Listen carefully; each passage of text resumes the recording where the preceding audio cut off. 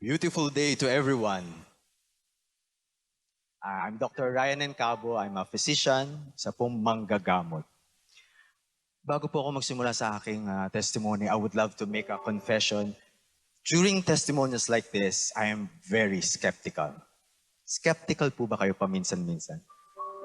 And for us doctors, Doc Pioma, this makes us effective doctors because we expect the worst scenario. But this skepticism changed when my mother brought this CT scan result. She was experiencing abdominal pain, difficulty in eating, and then she showed me the result after going from the gastro specialist. And imagine my shock when I saw and read these words. Pancreatic body mass. I read further and I read to consider malignant disease process. I finished reading the results and this struck me the most. There was lung nodules, pulmonary metastasis. For a doctor to consider pancreatic mass, we know that very poor prognosis. Best would be 6 months to live. And once there's metastasis, start ka man stage 1, stage 4 agad yan. Sabi ko tuloy sa mother ko, stage 4, mommy? Stage 4 agad? You know, my mom is very strong. At ang nasabi niya lang, hindi ko man lang ako nakapag-alaga ng kahit isang apo. Apat po kami magkakapatid. Ako po yung panganay. Ako lang po ang nakapag-asawa. And we experienced already 2 miscarriages. And my wife has the condition called APAS, anti-phospholipid antibody syndrome. In simplest terms, her immune system is so strong, it kills the baby. 7 weeks, may heartbeat. 8 weeks, suddenly stop ang heartbeat. 2 miscarriages. Sometimes yung skepticism, hindi na because of the medical knowledge, but because of the pain na naramdaman. Naranasan nyo na po ba yun? Nagiging pessimistic na kayo? Nagkakaroon na rin kayo ng anxiety dahil mga dati niyong naranasan. I encourage my mom to have a biopsy para ma-examine yung cells. Baka mali. Skeptic no? We need to verify. But before we go to the hospital, sabi ko kay Mami, Mami, punta muna tayo ng egg cell service sa COG. And my mom's still a Catholic. But you know, doon ang start ng first miracle Pumunta ang aking mother and siya ay pumunta sa egg cell service. Pumila, nagpalay hands. Nagulat ako. Naslay ng mother ko at nagtangs. Umiiyak ang mother ko. And sinabi niya, magaling na ako. Magaling na ako. Natutuwa naman ako kasi nakandoon yung lumalaban ng mother ko. Dinala namin siya sa NKTI Hospital.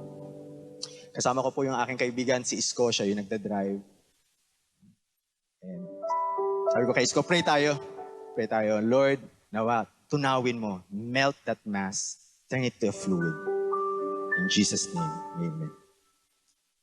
Dinala na po siya sa operating room.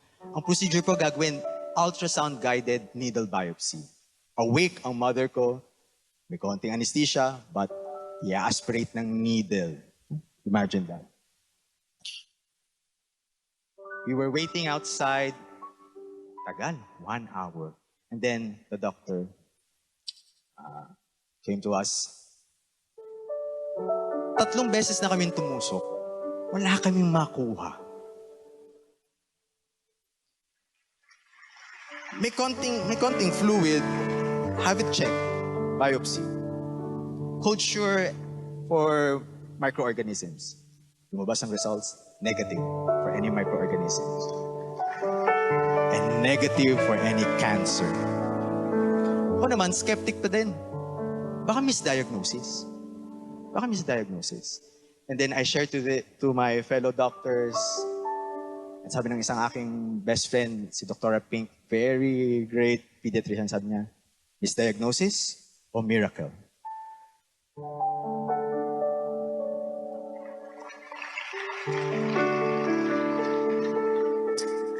Baka pwede ko na mabigyan ng apo ang aking mother. We had expensive workups.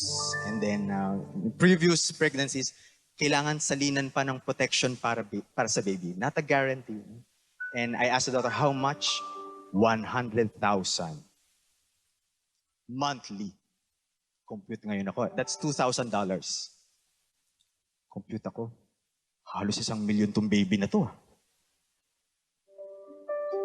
While the medication was being transfused, sabi ko, ganun lang kabilis na ubos yung 100,000?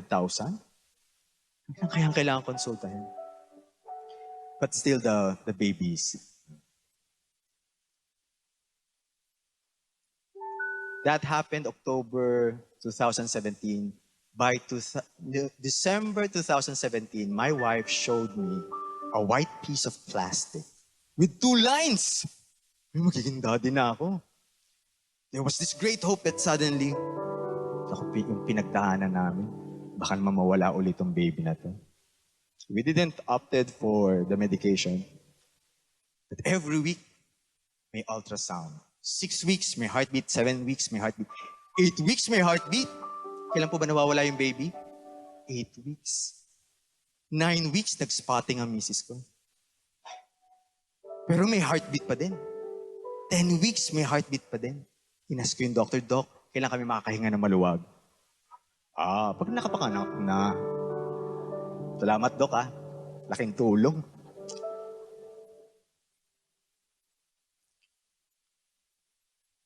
35 weeks, 2 weeks to go. Konti na. Yan na, malapit na. Nag-pre-eclampsia ang misis ko. Umabot ng 200 over 100.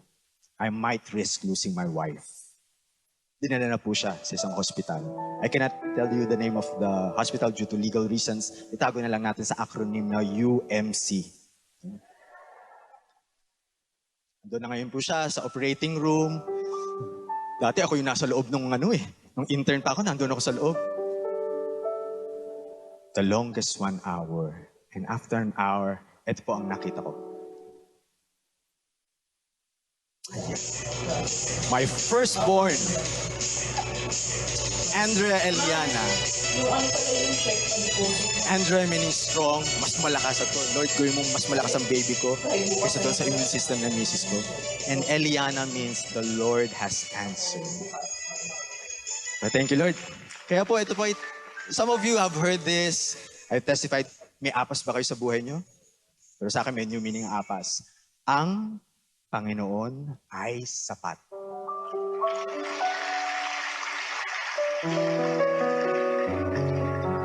But wait, there's more. 6 months, dinedicate po ang aking anak. Yan. This was December 2018. Napakasayang Christmas. Biglang nag-brighten up ang bahay namin. Dati darkness, lungkot. Tapos yung nakita ko yung mother ko, tuwan-tuwa. Tuwan-tuwa sa... Finally, nabigyan ko ng apo yung mother ko.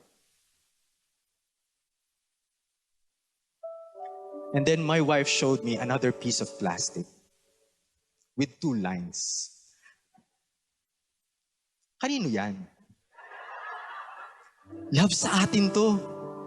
Paano nangyari yan? Doktor, paano nangyari? Pero this time, something has changed. Mas relax na ako. Wala na yung skepticism, kundi an unshakable certainty that the Lord is doing something amazing, something beautiful.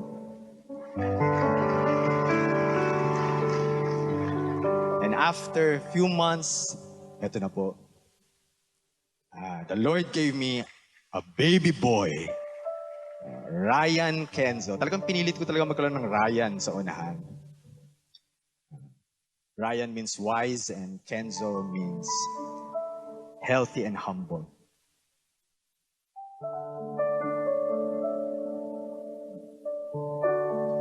I think this church, because we practice the doctrine of laying of hands, we believe in the healing of the sick, that we observe fasting. But if there's one thing na na-cure ang Excel, it cured my unbelief. It cured my skepticism. Para po bang, hindi ko pa ba makahalata na talagang pinaburang ka ng Panginoon? Dalawa na yan. Dalawa na yan. Kung hindi ka pa nakakahalata, at least makita mo. Hindi mo lang nakikita, but you are able to embrace the miracles in you.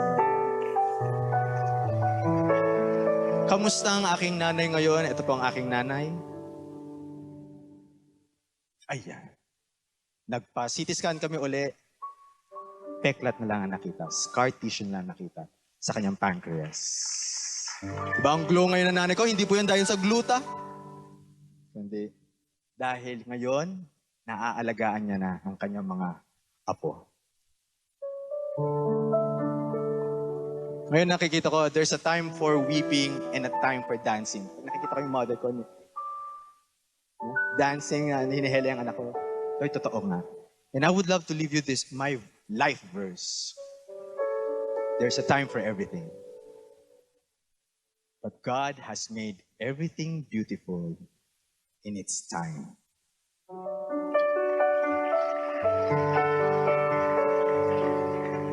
Brothers and sisters, we serve a beautiful God doing a beautiful thing in your life right now. Thank you very much for listening to my story. Pastor.